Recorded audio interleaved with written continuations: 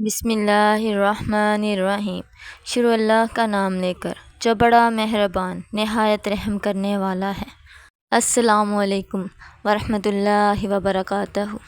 حضرت عبادہ بن صمت رضی اللہ تعالیٰ عنہ بیان کرتے ہیں، رسول اللہ صلی اللہ علیہ وآلہ وسلم نے فرمایا، اللہ تعالیٰ نے 5 نمازیں فرض کی ہیں، جس شخص نے ان کے لیے اچھی طرح وضو کیا، انہیں ان کی وقت پر ادا کیا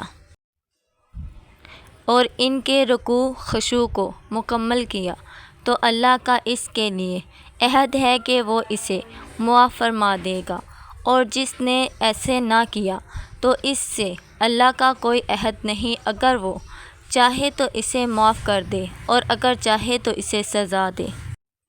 حضرت ابو ہریرہ رضی اللہ تعالیٰ عنہ بیان کرتے ہیں، رسول اللہ صلی اللہ علیہ وآلہ وسلم نے فرمایا، مجھے بتاؤ اگر تم میں سے کسی شخص کے گھر کے سامنے نہر ہو اور وہ ہر روز اس میں 5 مرتبہ غسل کرتا ہو، تو کیا اس کے جسم پر کوئی میل باقی رہ جائے گی؟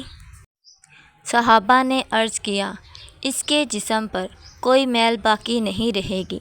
آپ صلی اللہ علیہ وآلہ وسلم نے فرمایا، یہی 5 نمازوں کی مثال ہے، اللہ تعالیٰ ان کے ذریعے خطائیں مٹا دیتا ہے۔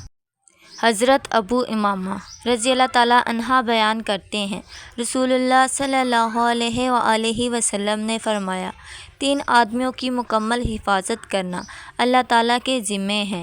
وہ آدمی جو اللہ تعالیٰ کی راہ میں جہاد کے لیے روانہ ہو تو وہ اللہ کی حفاظت میں ہے، حتیٰ تک کہ اللہ اسے فوت کر کے جنت میں داخل فرما دے، یا اسے حاصل ہونے والے اجر یا مال غنیمت کے ساتھ واپس لوٹا دے۔